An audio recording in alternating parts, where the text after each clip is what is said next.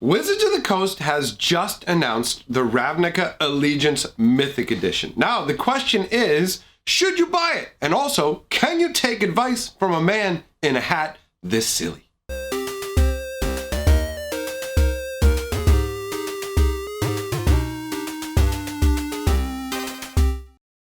Greetings, hatchlings, coming at you from the frigid north. If you're wondering why I've got this hat on, it's to keep my brain from freezing. I can't analyze a product without a working brain, boys. So, what are we dealing with here? We're dealing with the Mythic Edition. I fully expected that this was going to get announced. When they did it with the previous set, when they did it with Guilds of Ravnica, I expected that this was going to become a thing. In fact, I did a live stream last night talking about how it looks like these sets are here to stay. So, since it is an established product now and something we're probably going to be seeing on the regular, I figured let's actually dive in and do a product analysis on it for people who may want to purchase it. Now, it is more expensive than your regular Magic items. This is one of the top shelf items, and admittedly in the past, I used to get angry about these sort of things, but I've realized people can spend their money however they want to. So there's no point in railing on about how expensive Wizards is making some products. Let's just take a look at it. It will be for some people. For those of you who can't afford it but want it, don't worry. I feel you. I'm in the same boat. I would love to have a box of this, but at the price it is, it's out of my price range. So we're looking at a product. Let's talk about the MSRP to start with. $249, let's just round it up for ease of numbers. $250 US. That's what we're looking at as the price for one of these booster boxes. Now, those of you who aren't familiar at all with what I'm talking about, in very broad strokes, this is a booster pack that comes with 15 random Magic cards in it. One of them will be rare or mythic. The rest are commons or uncommons. Mainly the commons and uncommons are mostly just throwaway cards, truthfully, just based on the nature of the way that the game works nowadays.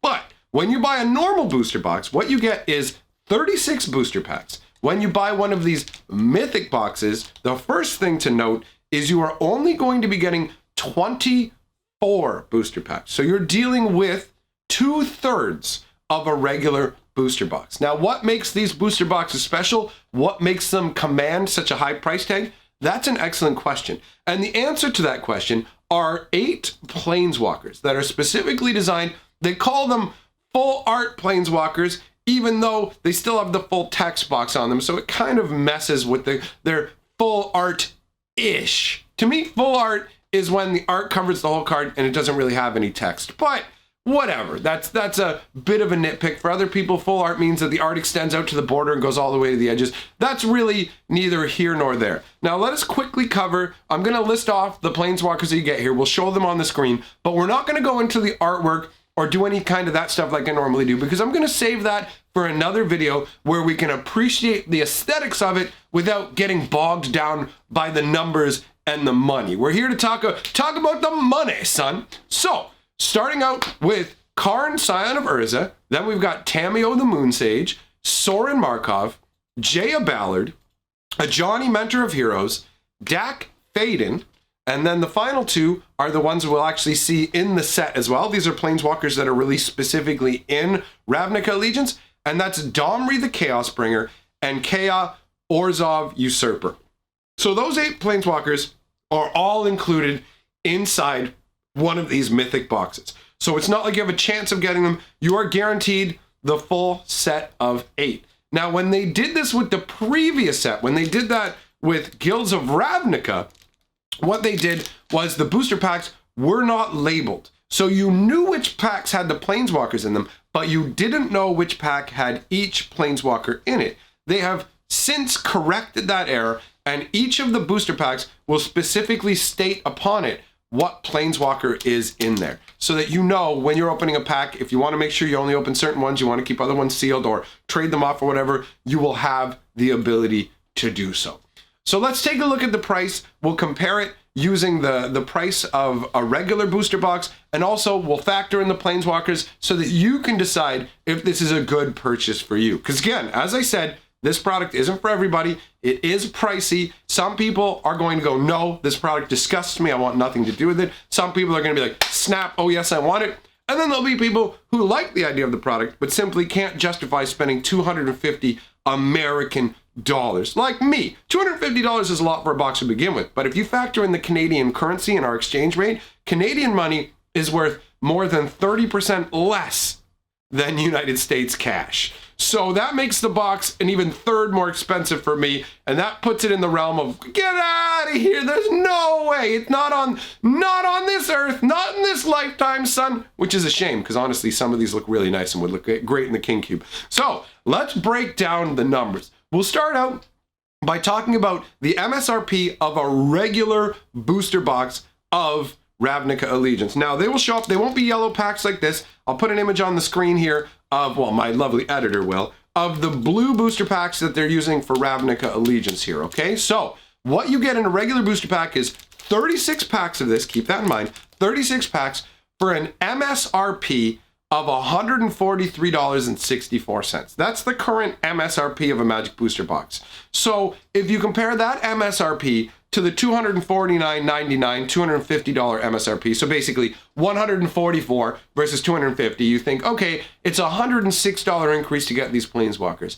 But something I think has to be bared in mind is that you cannot purchase these mythic addictions actually is probably a good term for this, because I mean, let's get us that magical goodness in our veins, boys. So basically, when it comes to the Mythic Edition, they've changed how it's distributed. There was a big outcry with the previous one because they were limiting it only to people in the United States being able to buy it at first, but people got really upset about that, so then they changed it so that if you were coming out to GPs or renamed Magic Fest, whatever it is, if you were coming out to really big tournaments, you could pre-order them and pick them up there. Now, they've dispensed with all of that because it was a nightmare. They screwed it up large. In fact, they had to send out a bunch of apology letters to people and give them prizes, essentially, to try and soothe over the ill will that was created by how bad they bungled it. So this time around, what they're going to do is they're going to release them through the Hasbro eBay shop. And what this means is that it should, first of all, be a smoother interaction because that is a more established venue. It also means something hilarious to me.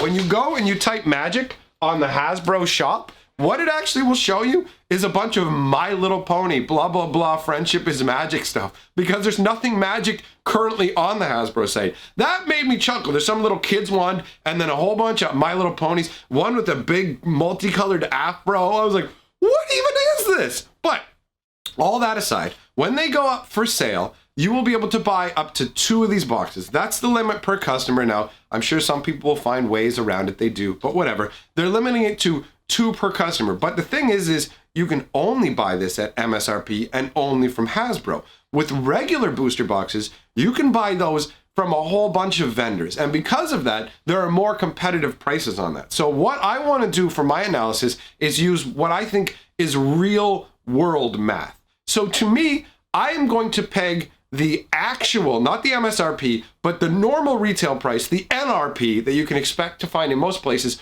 to be $95 to $100. And I'm going to hit it up at $100 just for ease of numbers and to be a little bit over the top, try and be fair and come somewhere in between. So we're going to use $100 MSRP for a full booster box, and that's 36 packs, right? But when you buy these mythic packs, you're getting 24 booster packs. Now, 8 of them have Planeswalkers in them, but they also, each of those Planeswalker packs also include your regular rare or mythic. So they're exactly like one of these boosters, but they have an extra Planeswalker inserted as a bonus. So they don't replace the rares. So you are still getting full 24 regular boosters plus the Planeswalkers. So for me, what we're gonna do is we're gonna take, because it's 2/3 of a box you're getting, we're gonna take 2/3 of the NRP, the normal retail price, the one that you can expect to see out there, which means that to me, the actual value of 2/3 of a box of Ravnica Allegiance is $67 US. So that's what you're comparing the $250 to, all right? So there's a much bigger gap there when you look at the price differential, because once you take that off, you're looking at pretty much almost like $180 is the added price to get these Planeswalkers, which is a very, very steep ask for a lot of people. In all honesty, it pegs these Planeswalkers at particular values. Now, I went ahead and I looked at God, I keep dropping the booster pack. Let me pick it up and put it off to the side here. Okay, so I went and took a look at the current market value going for all of the Planeswalkers from the previous edition, all right? So this version, it's the Guild of Ravnica's Mythic Edition, and I totaled up all the 8 Planeswalkers, and in total, they go for $760. The cheapest is $40, and the most expensive is Teferi, topping it out at a whopping $180, which actually happens to be the value differential that I mentioned just a moment ago when I said the difference between the MSRP for the Mythic Edition and the price that you can actually get 2/3 of a box for. So the packs that you're going to get from the Mythic Edition are only worth $67, $70. We'll say $70 is what that part is worth. So you're looking at the rest of it, the $180 needing to come from the Planeswalkers. Now, since there's 8 Planeswalkers and every Planeswalker from the previous one is worth $40 at least, you're looking at a bare minimum of $320 in perceived value. Now, this is a very subjective thing. If you don't care about singles or don't think they should be valued like that, that's not going to matter for you. But if you care about secondary market values, if you look at the cost of going and acquiring regular Teferis now, even a regular foil Teferi cracked from a Dominaria booster will cost you $100 US. And you're getting 2 of the Planeswalkers from the Ravnica Allegiance set as part of this mythic box. So if either one of those hits and turns out to be something big and standard, this Planeswalker is going to have a lot of value. Now, bear in mind that the value for these Planeswalkers from the first Mythic Edition may be because of how difficult it was to acquire, the distribution problems. More people will be able to order this and more copies may go out there. So it may turn out that these Planeswalkers end up being worth maybe half of what they're going for. But even in that case, even at $20 for each of these Planeswalkers, that's still $160, which comes pretty close to that $180 value differential, right? And it also matters how much you want the Planeswalkers yourself. So these factors all come together for you to, you're basically, it's a personal call. What I wanted to do is just break down the numbers and let you know the booster packs themselves only have a $70 value. The Planeswalkers, for this to be worth it to you, those 8 Planeswalkers have to be worth $180 US to you. There's no guarantee that will carry that value on the secondary market. Considering just how steep the price is on the previous ones and the limited nature of this one, I think it's likely that they probably will maintain their value, partially because there won't be a ton of them hitting the secondary market. A lot of people who are going to be buying these are going to be buying them for their own personal use. I, for example, would put these in my King Cube because they are absolutely beautiful. If I'm truthful, the Planeswalkers look fantastic. So as I said before, we will do an art appreciation episode at some point where we take a look at these full art Mythic Edition Planeswalkers because I genuinely love looking at the flavor and artwork of Magic cards. It's very soothing to the soul. So for me, this product is obviously not an automatic recommend. It's a very much based on your bank book, how much money you have, how much you're willing to outlay on something of this nature. I mean, if you want to buy the 2 boxes, that's going to cost you $500 US. It's absolutely absurd.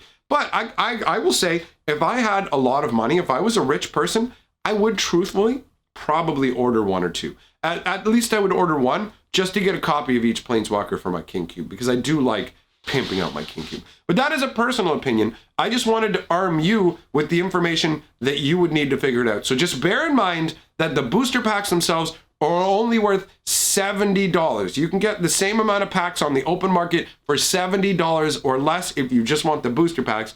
Almost all the value in this is solely top-loaded into those Planeswalkers, but you are guaranteed all of those Planeswalkers. So there's no, oh, well, I get one, well, I get the other. You get the full set. And thankfully, they have labeled the packs this time around. It seems like they've smoothed out a bunch of the problems, and I do genuinely see this being a continuing offering. What I mean by that is I expect now, every time a new Magic set comes out, I expect to see this Mythic Edition variation of it. So I think it's safe to say this will be a permanent part of Magic's product line going forwards. They try a bunch of different experiments. Obviously, from the success of the previous one, they've decided that they like this. They may make some minor tweaks like they did with this one with the packaging and such, but I fully expect that at least until they run out of planeswalkers to do this with, because 8 planeswalkers, they don't put out 8 planeswalkers per set. So they put out new ones from the set and a mix of other ones. And they're giving themselves some leeway and space in terms of the ability. What I'm trying to say here is they didn't put all the planeswalkers that are in Ravnica Allegiance in this full art. So they give themselves the ability to, in future versions, add those in like they did here, right? You have Dominaria's Jaya Ballard and you have Dominaria's Karn as well as the mythic ones in this particular box set. So I wouldn't be surprised to see Ravnica Allegiance, the other planeswalkers done in full art style, further down the road to help push the sales of mythic boxes for future sets. But overall, that's my analysis. For me, it's a I'd buy it if I could, but I can't. For you, it's a decide if you're comfortable with it. If you like it, fantastic. If not, you can totally just stick with normal boosters or whatever makes you happy. The truth of the matter is that Magic has become an increasingly more expensive game, and it is for people who are more affluent. I accept that I am not one of those individuals, but I still genuinely enjoy the game, and this is not enough to drive me away from it. So I wanted to provide you the information that you would need to make your own decisions. Now, my videos come out every day, 5 o'clock in the afternoon. That's 5 o'clock p.m. Eastern time. So I invite you to come on back and check out what I have going on. I do all kinds of fun stuff here. I like